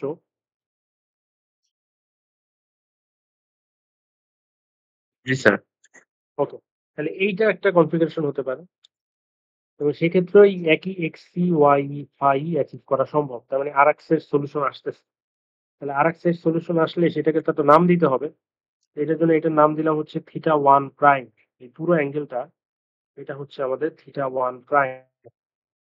এটাকে এইভাবে লিখি থিটা 1 প্রাইম। আর এই যে অ্যাঙ্গেলটা এটার সাথে যে অ্যাঙ্গেলটা হবে সেটাকে আমরা বলি থিটা 2 প্রাইম। আর এইটার সাথে যে অ্যাঙ্গেলটা হবে সেটাকে বলতে হবে আমাদের থিটা 3 প্রাইম। তাহলে এখন দেখো থিটা 1 প্রাইম আসলে কি? থিটা 1 প্রাইম দেখো কি, যে এই পুরোটা কিন্তু এটা সিমেট্রিক, মানে এই যে এই লাইনটা এটার সিমেট্রিক। তার মানে এটা যদি বিটা হয় এটাও বিটা। বুঝা গেছে? এটা বিটা হলে এটাও বিটা। তাহলে বিটা যদি হয় তার মানে এই পুরো অ্যাঙ্গেলটা থিটা 1 প্রাইম হবে আসলে আলফা প্লাস বিটা। বুঝা যায়? তাহলে এটা যদি আমরা এইভাবে লিখি theta 1 prime is equal two হবে আলফা প্লাস বিটা। আর থিটা 2 প্রাইম কি হবে দেখো, থিটা 2 প্রাইমও একইভাবে তুমি দেখতে পারো যে এইটা যদি এটা সিমেট্রিক হয়, অর্থাৎ এইটা যেরকম এটাও একই রকম। তার মানে এটা যদি থিটা 2 হয় তাহলে এটার মানটা সেম হবে। থিটা 2 প্রাইম আর থিটা 2 এর মান সেম হবে, কিন্তু থিটা 2 হচ্ছে আসলে লিঙ্ক 1 থেকে রোটেট করা লাগতেছে কোন দিকে? ক্লকওয়াইজ ডিরেকশনে, ঠিক না? লিঙ্ক 1 থেকে ক্লকওয়াইজ, আর এটা রোটেট করা লাগতেছে লিঙ্ক 1 থেকে এন্টি ক্লকওয়াইজ ডিরেকশন। তার মানে থিটা 2 প্রাইম হবে আসলে জাস্ট মাইনাস দিতে হবে। বুঝে গেছে? আর থিটা 3 প্রাইম আগের মতোই, এটা হচ্ছে phi minus theta 1 prime plus theta 2 prime. কেন theta 1 prime plus theta 2 prime plus theta 3 prime আগের মতোই ফাই।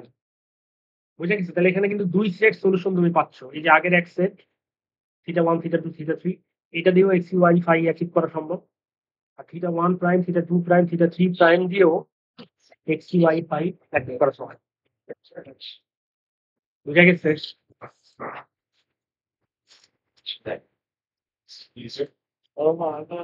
বুঝছো কিনা বলো? নয় আসছে কারো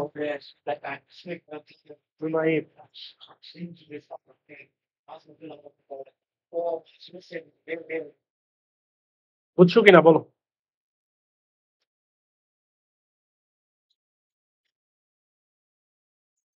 স্যার পাই কোনো কোশ্চেন আছে? থিটা 3 প্রাইমটা একটু বুঝতে পারলাম না কিভাবে আসবে। থিটা 3 প্রাইম মানে আমরা নতুন প্রাইম গুলো বলছি, যে নতুন যে কনফিগারেশনটা আছে, মানে রোবটটাকে তুমি যদি এইভাবে রাখো, আচ্ছা, তাহলে সেই ক্ষেত্রে অ্যাঙ্গেল গুলোর তো নাম দিছি কি আমরা? নাম দিছি হচ্ছে লিঙ্ক 0 এর সাপেক্ষে লিঙ্ক, নতুন লিঙ্ক 1টা যেটা সেটাকে বলতেছি থিটা 1। একইভাবে লিঙ্ক 1 এর সাপেক্ষে নতুন লিঙ্ক 2টা, মানে নতুন পজিশনে লিঙ্ক 2টা, এটাকে বলতেছি থিটা 2 প্রাইম। একইভাবে লিঙ্ক যে নতুন যে লিঙ্ক 2টা আছে সেটার সাপেক্ষে আমার লিঙ্ক 3 ধরতে হবে না, সেটাকেই বলছি থিটা 3 প্রাইম। বুঝা গেছে? এখন তো তোমার লিঙ্ক 2 এটা বুঝতে পারছো কি? জি স্যার। ওকে। তাহলে এইটা হচ্ছে আরেক, তার মানে এখান থেকে আমরা কি বুঝলাম? যে ইনভার্স কাইনেমেটিক প্রবলেমের সলিউশন কিন্তু ইউনিক না, মানে এক সেট সলিউশন পাবা এরকম না। Solution of inverse kinematic problem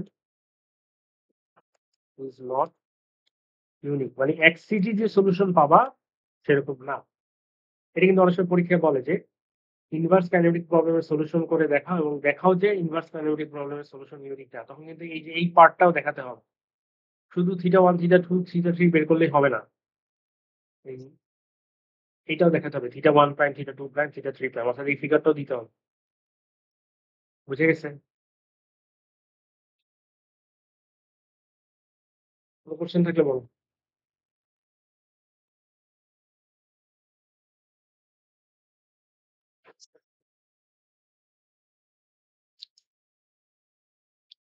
question আছে?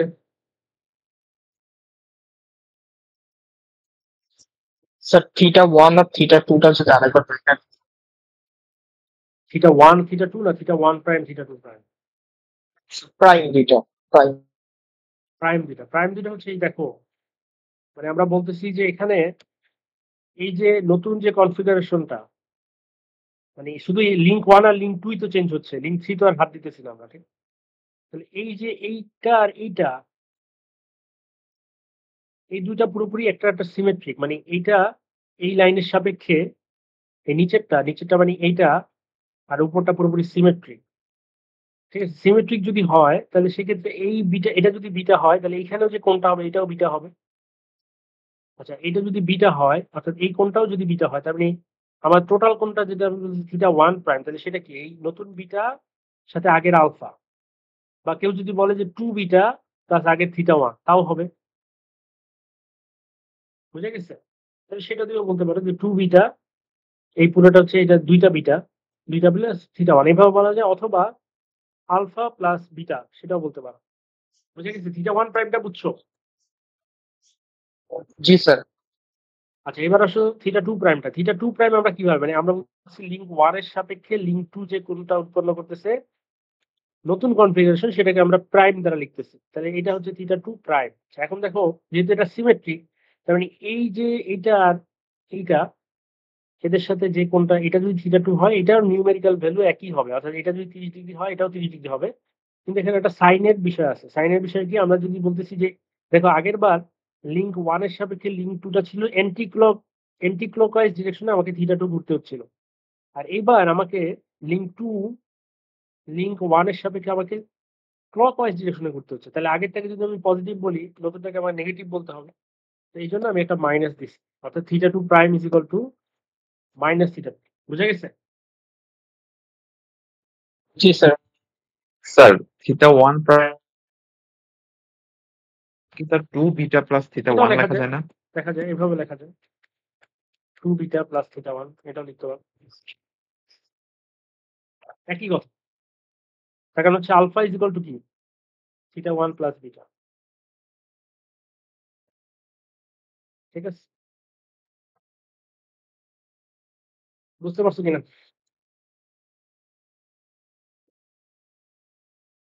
কোনো কোশ্চেন থাকলে বলো।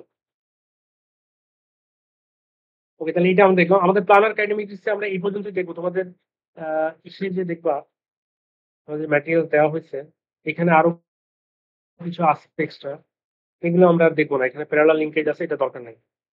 তাহলে এই পর্যন্ত দেখলেই হবে, ঠিক আছে? বুঝতে পারছো কিনা?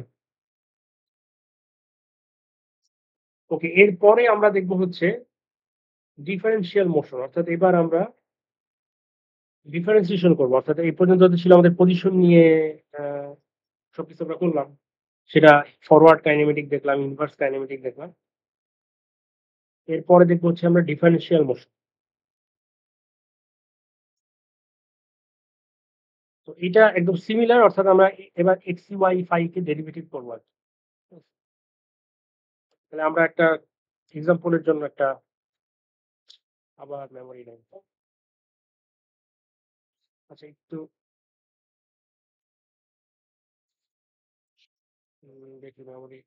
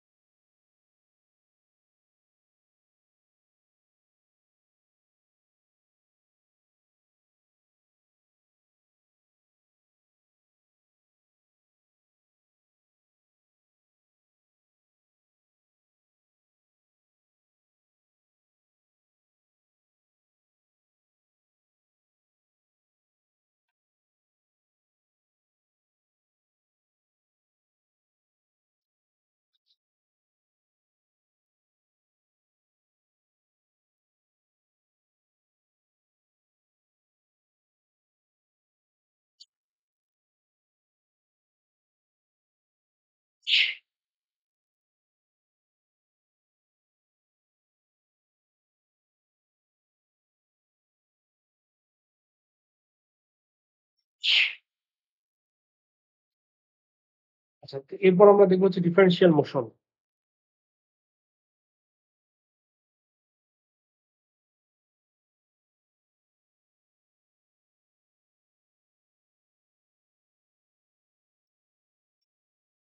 আচ্ছা, ডিফারেনশিয়াল মোশন আমরা কিভাবে ডিফাইন করি? সে যদি একটা প্লেনে হয়, মনে করো কোনো একটা পার্টিকেল এই পথে যাচ্ছে, ঠিক না? তার মানে সেগুলোকে আমরা কিভাবে করি? মানে তার পজিশনটাকে ডিনোট করার জন্য আমরা কি করি? আমরা একটা পজিশন ভেক্টর, ঠিক না? এরকম একটা ভেক্টর দিই, ঠিক না? সবসময় আর ভেক্টর। এখন এই ভেক্টরটা তো আসলে কোঅর্ডিনেট ডিপেন্ডেন্ট না। বিভিন্ন কোঅর্ডিনেট তুমি আর ভেক্টরকে লিখতে পারো। যেমন তুমি যদি কার্টেসিয়ান কোঅর্ডিনেটে আর ভেক্টরটাকে লেখো, এটাকে লেখা যেতে পারে এক্স বা আর এক্স, যেটাকে আমরা বলি আর এক্স, আর এর এক্স কম্পোনেন্ট প্লাস আর এর Y component into J cap, এভাবে লেখা যায়। এটাকে আমরা অনেক সময় আমরা এইভাবে লিখি এবং এটা is a function of time, ঠিক না? যে r is a function of time. টাইমের সাথে সাথে আর এক্স বা আর ওয়াই এটা চেঞ্জ হবে। Is a function of time. Okay, এটাকে এভাবে লেখা হয়। এক্স কম্পোনেন্টটাকে অনেক সময় আর এর এক্স কম্পোনেন্টটাকে এক্স দ্বারা লেখা হয়, আর এর ওয়াই কম্পোনেন্টটাকে ওয়াই দ্বারা লেখা হয়। এভাবে লেখা যেতে পারে। Okay. এখন আমরা যদি ভেলোসিটি ভেক্টর চাই, অর্থাৎ বিভিন্ন টাইমে এই একটু পরে হয়তো এটা হচ্ছে আর টি টাইমে আর এখানে ছিল, তোমরা কি দেখতে পাচ্ছ স্ক্রিন? সেই পজিশন ভেক্টরটা হয়তো টি প্লাস ডেল টি টাইমে এখানে চলে। তোমরা কি স্ক্রিন দেখতে পাচ্ছ? আমার কথা শুনতে পাচ্ছ? জি স্যার, দেখা যাচ্ছে। ওকে, তাহলে আমরা এখন যদি ভেলোসিটি ভেক্টরটা চাই এক টাইম, তাহলে আমাকে কি করতে হবে? এটাকে টাইমের রেসপেক্টে ডিফারেন্সিয়েশন করতে হবে। আচ্ছা, ডিফারেন্সিয়েশন করলে তো এক্স আই ক্যাপ, তাহলে এটা এইভাবে আসবে dx by d t I cap plus d y by d t J cap. এই dx by d t I cap এটাকে আমরা বলেছি ভেলোসিটি ভেক্টরের এক্স কম্পোনেন্ট এবং ডিওয়াই বাই ডিটি এটাকে আমরা বলেছি ভেলোসিটি ভেক্টরের ওয়াই কম্পোনেন্ট। ঠিক আছে, তার মানে আমরা এখন যেটা করবো, আমরা তো এক্স সি আছে ওয়াই আছে, তাহলে আমরা যদি ভেলোসিটি ভেক্টরটা চাই আসলে, তাহলে আমাদের আগে যেমন আর কে আমরা লিখছিলাম কিভাবে, বা পজিশন আমরা যখন ইন্ডি ভেক্টরের পজিশন ভেক্টরটাকে আর ই দ্বারা লেখা যায় এবং সেটা যদি ভেক্টরাল ফর্মে আমরা কম্পোনেন্ট ফর্মে লিখি, তাহলে সেটাকে লেখা যায় এক্স সি ওয়াই, এরকম, ঠিক আছে? তাহলে এখন আমাদের যদি ভেলোসিটি ভেক্টরটা আমরা বের করতে চাই, অর্থাৎ ইন্ডি ভেক্টরের ভেলোসিটি ভেক্টরটা, তাহলে সেক্ষেত্রে আমরা কিভাবে লিখবো? সেটা হয়তো এরকম হবে ভিএক্স পি, একটা সাবস্ক্রিপ্ট দিতে পারো ওয়াই, এইভাবে, বুঝে গেছি? তাহলে সেক্ষেত্রে আবার ভিএক্সি ওয়াই, ভিএক্সি বা ভিওয়াই এগুলো কি? এগুলো আসলে ডিএক্স বাই ডিএক্সি বাই ডিটি, আর হচ্ছে ডিওয়াই বাই ডিটি, ঠিক আছে? তাহলে আমরা যদি একটা সিম্পল কেস নিয়ে চিন্তা করি, ফর এক্সাম্পল আমরা দুইটা লিঙ্ক নিয়ে যদি চিন্তা করি, এরকম যদি একটা রোবট হয় আমাদের, মনে করো, কোথায় দেখাবো? এখানেই দেখে। সে আগে যেমন আমাদের তিনটা ছিল, এবার আমরা দুইটা নিয়ে চিন্তা করি। সে এরকম 2 ডিগ্রি অফ ফ্রিডম নিয়ে চিন্তা করি আমরা। তাহলে সেই ক্ষেত্রে এখানে একটা লিঙ্ক, সেটাকে আমরা বলছি থিটা 1, একইভাবে এখানে একটা, এটাকে আমরা বলছি থিটা 2। আচ্ছা, আমাদের এই ইন্ডিফেক্টর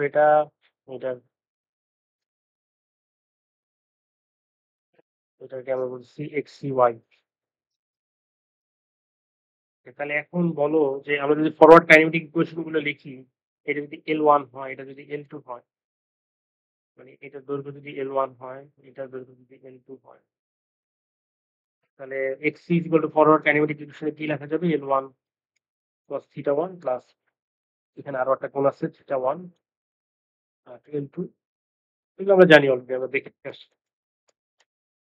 একইভাবে y সমান সমান L1 sin theta 1 plus L2 sin theta 1 plus এটা আমরা জানি। এখন আমাদের যদি এটা থেকে আমরা যদি VXE বের করতে চাই, তাহলে আমরা দেখতে পাচ্ছি যে VXE এটা হচ্ছে আসলে dx বাই dt, আর VYE এটা হচ্ছে dy বাই dt। তাহলে আমাদের কি করতে হবে? এটা ডিফারেন্সিয়েশন করতে হবে। তাহলে আমরা যদি x এর টাইমের সাপেক্ষে করতে হবে, তাহলে dxe বাই dt এটাই তো আসলে আমাদের কি VXE। তাহলে এটা করলে কি আসবে বলো? এটা করলে L1 আর L2 এই দুটো হচ্ছে কনস্ট্যান্ট, এগুলো তো আর কিছু হবে না, কিন্তু থিটা 1 থিটা 2 এগুলো টাইমের সাথে চেঞ্জ হয়। তাহলে আমাদের এরকম কিছু একটা আসবে যে L1 কসকে করলে মাইনাস সাইন হবে, মাইনাস সাইন থিটা 1 এবং থিটা 1 কে আবার করতে হবে, সেটা হচ্ছে d থিটা 1 বাই d2। একইভাবে ওইটার ক্ষেত্রে হবে minus L2 sin theta 1 plus theta 2 এবং এটার ক্ষেত্রে আসবে হচ্ছে d theta 1 by dt plus d theta 2 by dt। Okay, তাহলে এই ইকুয়েশনটাকে আমরা একটু সংক্ষেপে ভেবে বারবার d থিটা 1 d থিটা 2 এটা লিখলে আসলে বারবার লেখাটা ডিফিকাল্ট। এটার জন্য আমরা একটা শর্ট নোটেশন ইউজ করতে পারি। d থিটা 1 বাই dt কে এটাকে আমরা লিখতে পারি থিটা 1 ডট। তোমরা যেমন প্রাইম দাও first derivative y prime y double prime, তারপর টাইমের রেসপেক্টে এভাবে আমরা ডট দিয়ে লিখি অনেক সময়, ঠিক আছে? একইভাবে এটাকেও এভাবে লেখা যায় L2 sin theta 1 plus theta 2, এটাকে আমরা লিখতে পারি theta 1 dot plus theta 2 dot.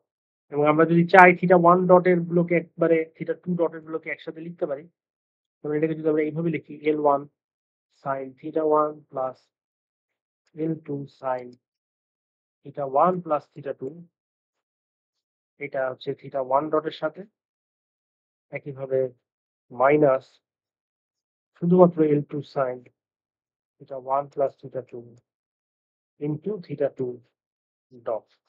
আচ্ছা, থিটা 1 ডটের সাথে যারা আছে তাদেরকে একসাথে লিখতাম থিটা 2 ডটের সাথে। একইভাবে তুমি VY ও বের করতে পারবা। VY হবে DYE বাই DT, এবং এটা অনেকটা সহজই হবে। এটা একবারে লিখে দিই, L1 জাস্ট সাইনের জায়গায় cos আসবে, ঠিক L2 cos theta 1 plus theta 2 theta 1 dot plus L2 cos, না আমি cos এর জায়গায় আসলে কি আসবে? হ্যাঁ, সাইনের জায়গায় cos আসবে, L1 cos থিটা 1 ইন্টু, হ্যাঁ ঠিক আছে, L2 cos theta 1 plus theta 2 into theta 2 dot. বুঝে গেছে? বুঝতে পারছো কিনা বলো? এটা হচ্ছে VXC VY, জাস্ট ডিফারেন্সিয়েশন, আর কিছুই না। তোমাকে দেখতে পাইছো, শুনতে পাইছো আমার কথা? জি স্যার। ওকে, এখন যদি একটু দেখো যে আসলে এই যে ফার্স্ট টার্মটা থিটা 1, এই যে এই টার্মটা থিটা 1 ডটের সাথে যে টার্মটা আছে, এটা যদি একটু লক্ষ্য করি আমরা, তাহলে দেখা যাবে এটা আর কিছুই না, এটা হচ্ছে আসলে ডেল এক্সি বাই ডেল থিটা 1। তুমি এটা করে দেখতে পারো, যেমন ডেল এক্সি বাই ডেল থিটা 1। এখান থেকে যদি দেখো, যেমন এটাকে যদি তুমি থিটা 1 এর সাপেক্ষে ডিফারেন্সিয়েশন করো, অন্য কালি দিয়ে লিখি, এখান থেকে যদি ডেল এক্সি বাই ডেল থিটা 1 করো, কি আসবে? শুধুমাত্র থিটা 1 এর রেসপেক্টিভ এটাকে ডেরিভেটিভ করো, তাহলে এটা আসছে minus ten 1 sine theta 1 plus plus এখানে মাইনাস আসবে minus del 2 sine theta 1 plus, বুঝা যায়? এটাই তো আছে, আর কিছু আসবে? তার মানে দেখো এই জিনিসটাই কিন্তু আসলে কি, এটা এটাই তো আসলে এটা, দেখেন। তার মানে এই যে থিটা 1 এর সাথে যেটা আছে এটা আর কিছুই না, এটা হচ্ছে ডেল এক্সি বাই ডেল থিটা 1। বুঝা গেছে? একইভাবে তুমি যদি করে দেখো, এইটাও হবে ডেল এক্সি বাই ডেল থিটা 2, এবং এটাও যদি করে দেখো, এটা হবে del Y by del theta 1, এটা হবে del Y by del theta 2। আমার কথা কি বুঝতে পারছো? বুঝতে পারছো?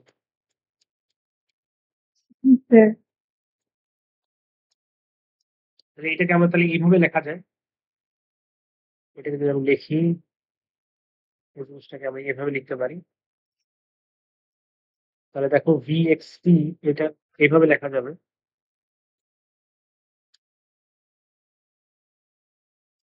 VXP সমান আসলে del XP by del theta 1 into theta 1 dot plus del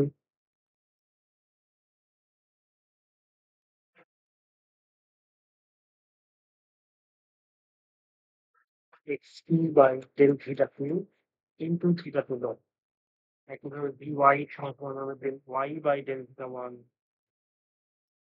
dot plus del Y by del theta 2 dot.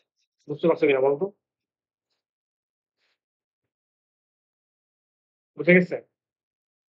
আচ্ছা, এটা তো অ্যালজেব্রিক ফর্মে লিখছো, এটাকে চাইলে আমরা ম্যাট্রিক্স ফর্মে লিখতে পারি। তো ম্যাট্রিক্স তোমরা জানো যে ম্যাট্রিক্স এইভাবে লেখা যায়। এটা একটা 2/1 ম্যাট্রিক্স যদি হয় তাহলে এটাকে যদি এইভাবে লিখি del x by del theta 1 del x by del theta 2 del y by del theta 1 del y by del theta 2 এটা একটা 2/2 যদি ম্যাট্রিক্স হয় এবং এখানে যদি একটা column matrix theta 1 dot theta 2 dot এইভাবে লেখা যায়। দেখো এটা একটা মাঝখানে গুণ, মানে এটা একটা গুণ আছে। তো ম্যাট্রিক্সের গুণ তো তোমরা জানো, ম্যাট্রিক্সের গুণ কিভাবে করে। ম্যাট্রিক্সে এইখানে যদি এটা 2/1 ম্যাট্রিক্স, তো ম্যাট্রিক্সের গুণ করতে হলে যেটা হতে হয় সেটা হচ্ছে যে এই লাস্টের এইটা এবং এইটা এই দুটো মিলতে হয়। অর্থাৎ যে ম্যাট্রিক্সের সাথে যে ম্যাট্রিক্স গুণ করবা সেটার যে অর্ডারের লাস্টের টার্মটা থাকবে এবং পরেরটার অর্ডারের যে ফার্স্টের টার্ম থাকবে, মানে সাইজের প্রথম টার্ম দুইটা মিলতে হবে। ঠিক আছে, এটার সাইজ হচ্ছে 2/2, এটার সাইজ 2/1, মানে এটা 2 আর এটা 2 মিলতে হবে, তাহলেই গুণ করা যাবে এবং গুণ করলে গুণফল হবে এইটা কিন্তু এইটা, মানে 2/1 একটা ম্যাট্রিক্স হবে। তাই হচ্ছে, দেখো 2/1 হচ্ছে। আচ্ছা, এখন গুণটা একটু দেখি আমরা। গুণ করার নিয়ম হচ্ছে যে এটা কলামগুলোকে এইভাবে এখানে নিয়ে আসতে হয়, তারপর এটার সাথে এটা গুণ প্লাস এটার সাথে এটা গুণ। তাহলে দেখো এটার সাথে এটা গুণ করলে কি পাওয়া যায়, del x by del theta 1 theta 1 dot, তার মানে এটা পাচ্ছি, প্লাস একটা প্লাস দিতে হবে, প্লাস দেওয়া হলো, প্লাসের পর এই দুইটা গুণ করতে হবে del x del theta 2 into theta 2 dot. দেখো এটা পাওয়া গেছে। এবং আমরা জানি যে এটা ম্যাট্রিক্সের ফার্স্ট দুইটা ম্যাট্রিক্স যদি সমান হয়, অর্থাৎ এই ম্যাট্রিক্সটা যদি এই গুণফলের সমান হয়, তার মানে এটার ফার্স্ট এলিমেন্টটা, এটা গুণ করা বলে যে ফার্স্ট এলিমেন্টটা হবে এইটা ইজ ইকুয়াল টু vxc হবে। দেখো সেটাই হচ্ছে, বুঝা গেছে। তার মানে এই দুইটা ইকুয়েশনকে আমরা ম্যাট্রিক্স ফর্মে লেখা হয়, বুঝা গেছে তো? এবং এটাকে বলা হয় ম্যাট্রিক্স ইকুয়েশন। বুঝতে পারছো? বুঝা গেছে কিনা বলো?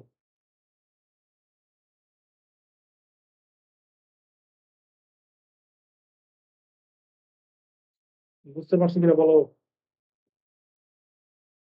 জি স্যার। তাহলে এটাকে আরো শর্ট ফর্মে তুমি লিখতে পারো।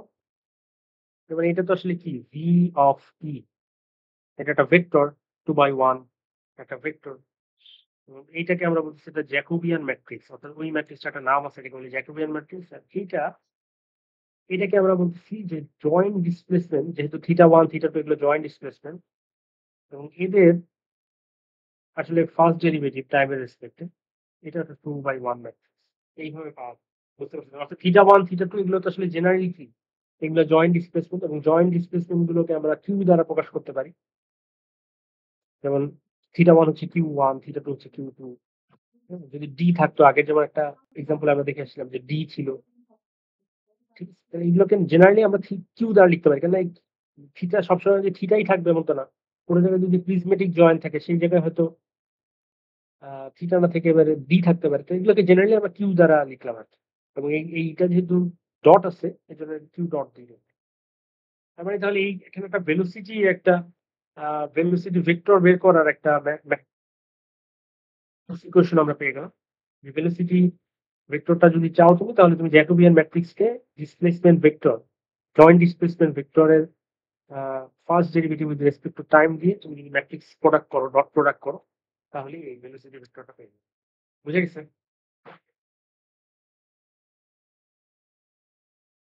তো এই ম্যাট্রিক্সটাকে বলা হচ্ছে জ্যাকোবিয়ান ম্যাট্রিক্স। এই যে ম্যাট্রিক্সটা বা এটাকে আমরা বলছি জ্যাকোবিয়ান ম্যাট্রিক্স।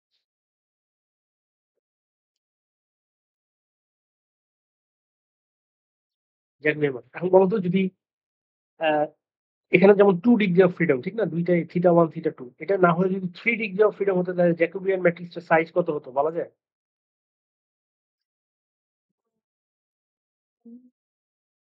আমার কোশ্চেনটা বুঝতে পারছো? যদি থিটা 3 ও থাকে তাহলে জ্যাকোবিয়ান ম্যাট্রিক্সটার সাইজ কি হতো? স্যার 3/3 হতো। আচ্ছা, 3/3 হতো কিনা এটা আমরা চেক করি। আচ্ছা, আমাদের কিন্তু যাই হোক 2 ডিগ্রি অফ ফ্রিডম থাকুক, 3 ডিগ্রি অফ ফ্রিডম থাকতো, আমাদের কিন্তু এক্স আর ওয়াই, যেহেতু আমরা প্ল্যানার চিন্তা করতেছি, তার মানে এক্স আর ওয়াই থাকতো, তার মানে এইটা সবসময় 2ই হওয়া লাগে। সেটা গুণফল তো 2 × 1 হতে হবে, ঠিক না? তার মানে এইটা আসলে দুইটাই থাকবে, কিন্তু এইখানে একটা হয়তো এক্সট্রা আসতো, del x by del theta 3, তার মানে এটা 2/3 ম্যাট্রিক্স হতো, এটা 3/1 ম্যাট্রিক্স হতো, এখানে একটা থিটা 3 প্রাইম আসতো, এই দুইটা মিলতো, তাহলে গুণফল আবার 2/1ই হতো। বুঝা গেছে? বুঝতে পারছো কি? বুঝে গেছে? তার মানে এখানে আরেকটা হতো থিটা 3 প্রাইম থাকে, এখানে তো থিটা 3 প্রাইম আসছে, এটা হয়ে যেত 3/1, আর এটার সাথে ম্যাচ করার জন্য এখানে তো del X by del theta 3, del X Y by del theta 3, অর্থাৎ এইটা আসছে 2/3 ম্যাট্রিক্স। তাহলে 3 এটা মিলতেছে, আর এটা গুণ করলে 2 × 1, তার মানে এটা আসতেছে। বুঝে গেছে?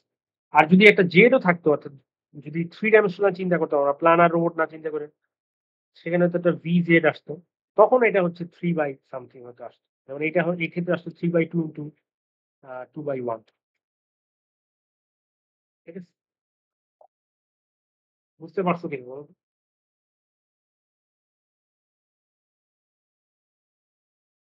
বুঝে গেছে? জি স্যার, বোঝা গেছে। আচ্ছা, এখন আমরা যেটা দেখবো সেটা হচ্ছে যে এই জ্যাকোবিয়ান ম্যাট্রিক্সের আসলে মানে এটার সিগনিফিকেন্সটা কি? হ্যাঁ, জ্যাকোবিয়ান ম্যাট্রিক্সটা এটা কি জিনিস? এটা আর হয়তো 2 মিনিটেই আমাদের শেষ হয়ে যাবে। তো দেখো, জ্যাকোবিয়ান ম্যাট্রিক্সটাকে এই জায়গা থেকে যদি আমি আবার একটু লিখি এইভাবে, এখান থেকে যদি আবার একটু লিখি যে VXE VYE 2/1, এটাকে যদি এইভাবে লিখি, দেখো, আচ্ছা নয়েজ আসতেছে একটু, এটাকে এইভাবে লেখা যায় কিনা দেখো, del XC by del theta 1, del Y by del theta 1। আচ্ছা, জ্যাকোবিয়ান ম্যাট্রিক্সের ফার্স্ট কলামটাকে আমি নিলাম ইনটু থিটা 1 ডট দিলাম, একইভাবে del XC by del theta 2, del Y by, এখানে তো থিটা ভুল করতেছে না, ডেল ওয়াই ঠিকই আছে, del Y by del theta 2 into theta 2 dot. দেখো, আমি এই ম্যাট্রিক্স ইকুয়েশনটা কিন্তু এইভাবেও লিখতে পারতাম, অর্থাৎ এই যে ম্যাট্রিক্স ইকুয়েশনটা আমি লিখলাম, এটাকে চাইলে এইভাবেও লেখা যায়, অর্থাৎ ফার্স্ট কলামটা নিলাম আমি, জ্যাকোবিয়ান ম্যাট্রিক্সের first column into theta 1 dot লিখলাম, অর্থাৎ একটা স্কেলার যদি একটা ম্যাট্রিক্সের সাথে গুণ হয়, তার মানে উভয়ের সাথে গুণ হবে। একইভাবে এখানে একটা স্কেলার, একটা ম্যাট্রিক্স, তাহলে এইখানে স্কেলারটা যদি এটার সাথে গুণ হয়, তার মানে এটার সাথেও গুণ হবে, এটার সাথেও গুণ হবে। একইভাবে এটার সাথে গুণ হবে, এটার সাথে গুণ হবে।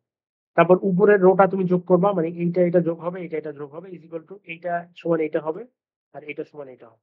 তাও তুমি দেখো এটাই পাচ্ছ, অর্থাৎ থিটা 1 ডটের সাথে এটা গুণ করো, প্লাস এইটার সাথে এটা গুণ করো, ইজ ইকুয়াল টু এইটা করো। দেখো যে ফার্স্ট ইকুয়েশনের জন্য তুমি পেয়ে যাচ্ছ, অর্থাৎ এই ইকুয়েশনটা। বুঝে গেছে? অর্থাৎ এটার সাথে এটা গুণ করে, প্লাস করে এটার সাথে এটা গুণ করে, ইজ ইকুয়াল টু VXC, অর্থাৎ এই ফার্স্ট ইকুয়েশন। একইভাবে এটার সাথে এটা গুণ করে, প্লাস এটার সাথে এটা গুণ করে, is equal two second equation. এইটা পাচ্ছ। বুঝে গেছে? বুঝতে পারছো কিনা দেখ, বুঝে যায়?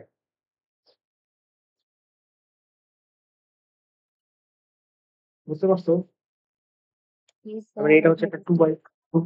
2/1 ম্যাট্রিক্স। তাহলে এইটাকে আমরা বলতেছি J1। তার মানে এটাকে এইভাবে লিখতে পারি আমরা, velocity vector of is equal two J1 হচ্ছে 2/1 column matrix into theta 1 dot plus J2, মানে জ্যাকোবিয়ান ম্যাট্রিক্সের সেকেন্ড কলাম, থিটা 2 ডট। অর্থাৎ এটা এইভাবেও লেখা যায়। আচ্ছা, এখন এই J1 আর J2 এর সিগনিফিকেন্সটা কি, এটা একটু বলি। সেটা হচ্ছে, দেখো, আমাদের যে এই ফিগারটা আমরা রাখছিলাম,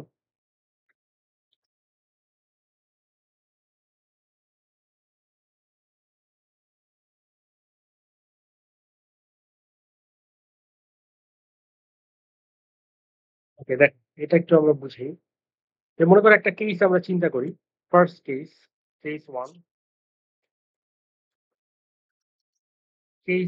সেখানে আমরা চিন্তা করলাম যে সে থিটা 1.0 বা থিটা 2.0, থিটা 2 ডট সমান সমান 0। তাহলে উপরের ইকুয়েশনে যদি আমরা এই কেসটা, থিটা 2.0 মানে কি, দেখো, থিটা 2.0 মানে হচ্ছে যে এই লিঙ্কটা, এইটার কোনো অ্যাঙ্গুলার ভেলোসিটি নাই। থিটা 2 ডট মানে কি, থিটা ডট মানে কি, থিটা ডট মানে তো হচ্ছে d theta by d t, d theta by d t, এই জিনিসটাই কি, ওমেগা, অ্যাঙ্গুলার ভেলোসিটি। ওকে, তার মানে এখন দেখো আমরা চিন্তা করছি থিটা 2.0, তার মানে কি, তার মানে হচ্ছে যে এই যে লিঙ্ক 1 এর সাপেক্ষে লিঙ্ক 2 এর কোনো অ্যাঙ্গুলার ভেলোসিটি নাই, মানে লিঙ্ক 1 এর সাপেক্ষে লিঙ্ক 2 স্থির। মানে এটা হচ্ছে লিঙ্ক 1 থেকে লিঙ্ক 1 আর লিঙ্ক 2 যদি আমি ঝালাই করে দিতাম, তাহলে লিঙ্ক 1 আর লিঙ্ক 2 একই সাথে ঘুরতো, তার মানে লিঙ্ক 1 এর সাপেক্ষে লিঙ্ক 2 এর কোনো অ্যাঙ্গুলার ভেলোসিটি থাকতো না। সেই কেসটাই যদি হয়, তাহলে উপরের ইকুয়েশনে আমরা ভিই ভেলোসিটি ভেক্টরটা কি পাচ্ছি, ইজ ইকুয়াল টু পাচ্ছি just J1 vector into θ1 dot, এবং θ1 ডট যদি 1 চিন্তা করি আমরা, তাহলে কি হচ্ছে দেখো, জাস্ট এটাই পাচ্ছি। তার মানে ভেলোসিটি ভেক্টরটা হচ্ছে J1 ভেক্টর। বোঝা যায়? তার মানে আমি যেটা বলতে চাচ্ছি, এই লিঙ্ক 2টাকে লিঙ্ক 1 এর সাথে ঝালাই করে দিতাম, তারপর যদি শুধুমাত্র এটাকে একক অ্যাঙ্গুলার ভেলোসিটিতে ঘুরাতাম θ1 কে, মানে প্রথম লিঙ্কটাকে, তাহলে এই দুইটা একসাথেই ঘুরতো, এবং সেই ক্ষেত্রে এই ইনডিফেক্টরের ভেলোসিটি ভেক্টরটা যেই দিকে যেত, কোন দিকে যেত বলতো? এই দুইটাকে যদি একসাথে আমি ঘুরাই, এই দুইটাকে একসাথে ঘুরালে এটা কোন দিকে যাবে? এটা কিন্তু একসাথে একটা ঝালাইয়ের মতো, ঝালাই করে যদি ঝালাই করে রাখলে যেরকম হতো সেরকম হচ্ছে ফেজ 1 এর ক্ষেত্রে। তার মানে এটা আসলে ঘুরতো, V1টা কোন দিকে যেত? এটা এদিকে যেত। বোঝা যায়? এটা কি বুঝো কি? মানে কোনো কিছুকে যদি তুমি ঘোরাও, কোনো কিছু যদি বৃত্তাকার পথে ঘুরে, এরকম একটা বৃত্তাকার পথে ঘুরতেছে, তাহলে এই ভেলোসিটিটা সবসময় কি হয়? স্পর্শক বরাবর হয়, এবং স্পর্শকটা সবসময় কি হয়? এই দুই পয়েন্টের স্পর্শকটা সবসময় এই যে রেডিয়াসের সাথে লম্ব হয়, 90 ডিগ্রি অ্যাঙ্গেল হয়, ঠিক না?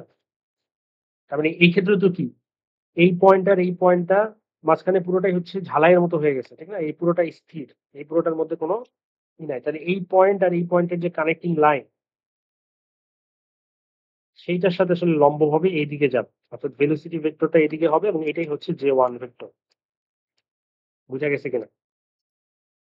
তার মানে J1 ভেক্টরটার ডিরেকশন আসলে কোন দিকে? J1 ভেক্টরের ডিরেকশন আসলে এইটার সাথে পারপেন্ডিকুলার ডিরেকশন।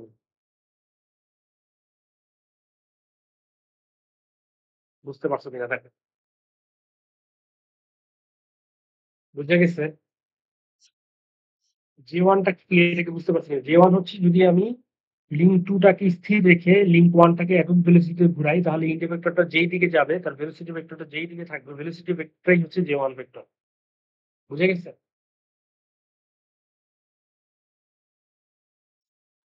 আর J2 ভেক্টরটাও বের করতে পারো, যে কেস 2 যদি চিন্তা করো, সে মনে করো θ1 ডট এবার 0 এবং θ2 ডট এটাকে তুমি 1 চিন্তা করবে, তাহলে উপরের ইকুয়েশন থেকে তুমি পাচ্ছ VE ভেক্টরটা হচ্ছে 2/1 ইজ ইকুয়াল টু হবে জাস্ট J2।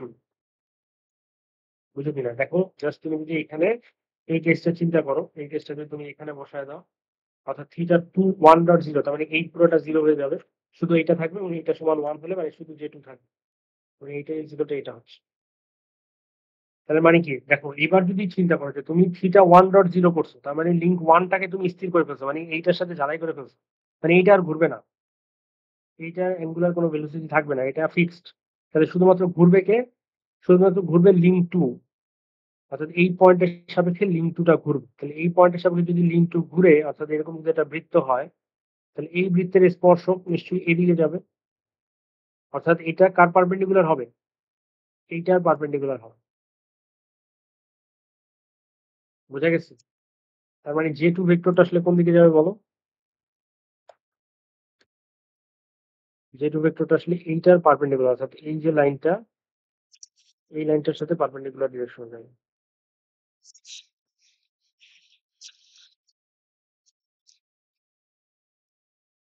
বুঝতে পারছো কিনা বলো? কোনো কোশ্চেন আছে কিনা বলো? আচ্ছা, এখন যদি দুইটাই থাকে তাহলে কি হচ্ছে? দুইটা থাকলে এই যে দুইটাই হবে, মানে দুইটাই থাকলে যে তোমার J1 ভেক্টরটার ডিরেকশনও তুমি জানো, J2 ভেক্টরটার ডিরেকশনও তুমি জানো। এখন এইটার সাথে একটা স্কেলার যুক্ত হবে, স্কেলার দিয়ে কোনো একটা ভেক্টরকে গুণ করলে কি হয়? তার রেখাটার দৈর্ঘ্য বৃদ্ধি পায়। আর J2টাও একটা স্কেলার, এই θ2 ডট এটা দিয়ে গুণ হবে, এটা এদিকে যাবে। তাহলে এই দুইটা ভেক্টরের সামেশন কি মাঝখান দিয়ে যাবে, অর্থাৎ ভেলোসিটি ভেক্টরটা, এটাই হবে ভেলোসিটি ভেক্টর।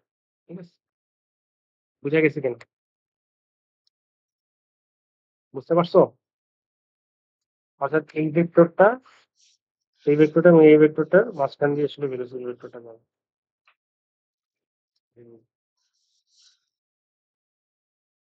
কোনো কোশ্চেন থাকলে বল।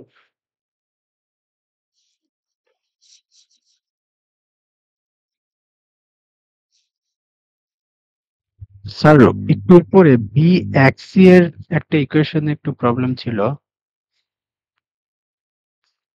হ্যালো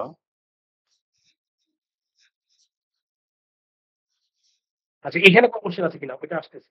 বাকি যে হ্যাঁ, আমার কথা শুনতে পাচ্ছ? হ্যালো? মানে J1, J2 জ্যাকোবিয়ান ভেক্টরটা আসলে কি? জ্যাকোবিয়ান ম্যাট্রিক্স আসলে কি জিনিস? তার কলাম গুলো আসলে কি মিন করে? এটা বুঝছো কিনা? সবাই কি শুনতে পাচ্ছ আমার কথা? দেখতে পাচ্ছ স্ক্রিন?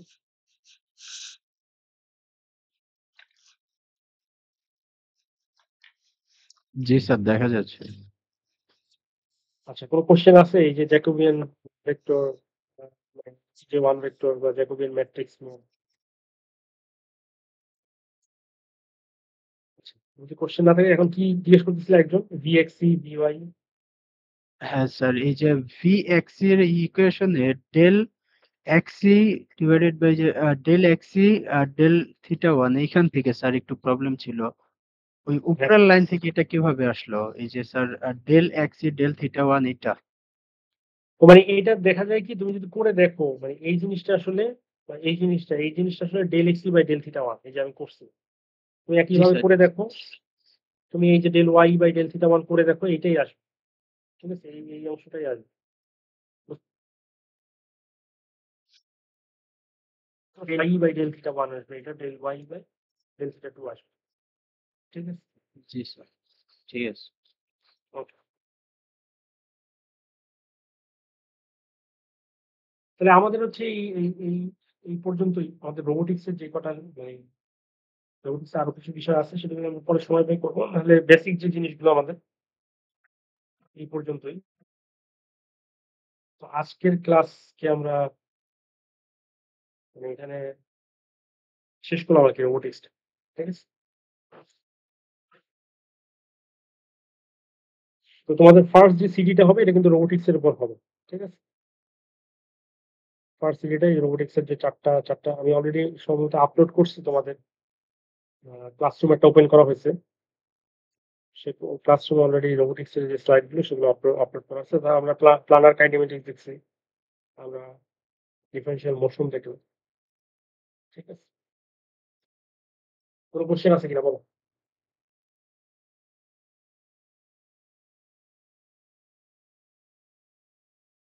আচ্ছা তোমরা কি কালকে একটা ক্লাস করতে পারবে এরকম তা থেকে তাহলে আমাদের আর যে ক্লাসগুলো মিস গেছে আসলে কিছু জিনিস কভার করা যায়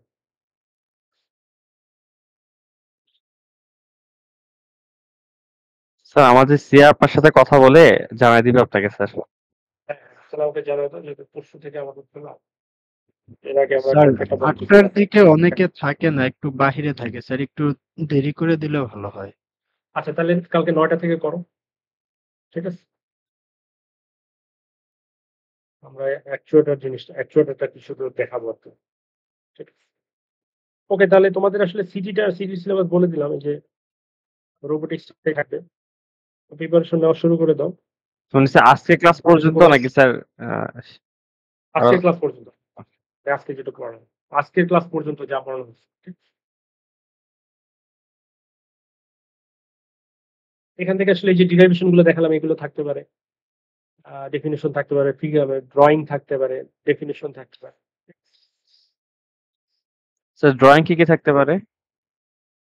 ড্রয়িং থাকতে পারে যেমন আমরা বিভিন্ন ধরনের ম্যানিপুলেটর গুলো দেখলাম স্কালার দেখলাম সিলিন্ডার সিলিন্ড্রিকাল দেখলাম আর্টিকুলেট দেখলাম ঠিক আছে দিয়ে দাও তোমরা সিটি দ্রুতই দিয়ে দাও আর দুই উইকের মধ্যে দিয়ে দাও ঠিক আছে খোলার পর 2 উইকের মধ্যে স্যার ক্লাস বেশি না রেকর্ড দেওয়া যাবে স্যার? ক্লাস আসলে এভাবে তো রেকর্ড করা হয় নাই কেউ যদি করে থাকো তোমাদের মধ্যে শেয়ার করে নিতে পারো ঠিক আছে বা এই জিনিসগুলো আসলে মানে একটু পড়লেই নিজেই বুঝবা এত ডিফিকাল্ট কিছু না তো যারা মানে বুঝছে তাদের কাছ থেকে বুঝে নিতে পারো